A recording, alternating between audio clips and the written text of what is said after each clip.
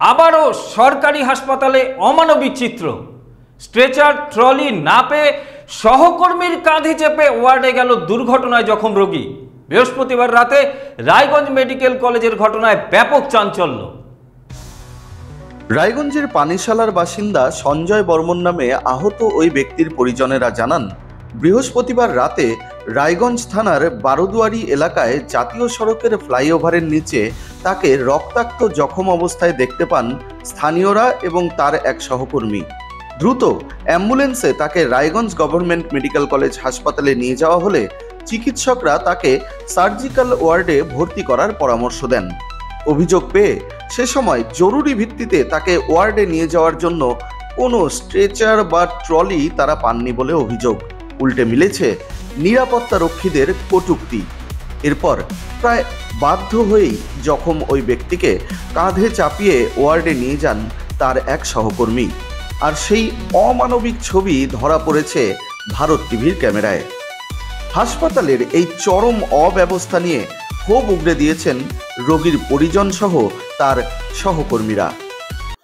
আমি দেখতে পাই না কিসের সাথে অ্যাক্সিডেন্ট হয়েছে। আমি দেখলাম অ্যাক্সিডেন্ট করে পড়ে আছে, তারপরে অ্যাম্বুলেন্স করলাম, ওখান থেকে অ্যাম্বুলেন্সে নিয়ে আসলো, পরে ওখানে নিয়ে আসলে ইমার্জেন্সিতে অ্যাডমিট করালাম। কোথায় ঘটেছে, মানে কখন ঘটেছে ঘটনা? ওটা এখন থেকে প্রায় আধা ঘন্টা আগে হয়তো। এখন আপাতত দেখা যাচ্ছে যে মাথা রক্ত পড়ছে, রক্তক্ষরণ হচ্ছে, কিন্তু কোনো ট্রিটমেন্ট পাচ্ছি না। ইমার্জেন্সি থেকে নিয়ে আসতে কোনো স্ট্রেচার পাচ্ছি না, কিছু না পারে আবার নিজের কাঁধে করে নিয়ে চলে আসতে হলো ওনাকে। এখন বেডে রাখলাম। নিচে তো সিকিউরিটি ছিল, স্ট্রেচার তো ছিল না, সিকিউরিটি জঘন্য ব্যবহার। ওয়ার্ড বয় তো ছিল, জঘন্য ব্যবহার। এই ব্যবহারের কোনোই নাই, জঘন্য ব্যবহার। এই ব্যবহার আমি বলতে পারবো না কি ব্যবহার, এত ব্যবহার। কাঁধে করে নিয়ে আসলেন কেন?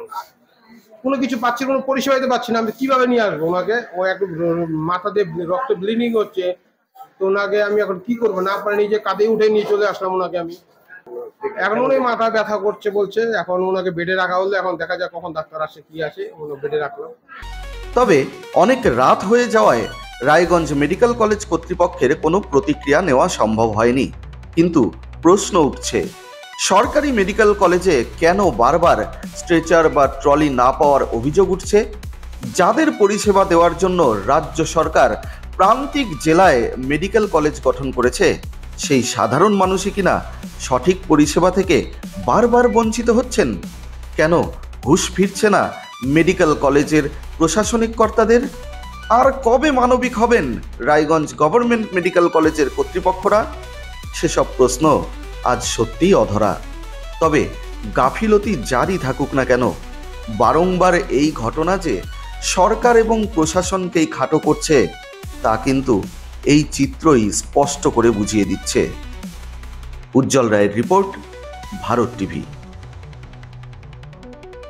কথা প্রতি রবিবার দুপুর ৩টায়।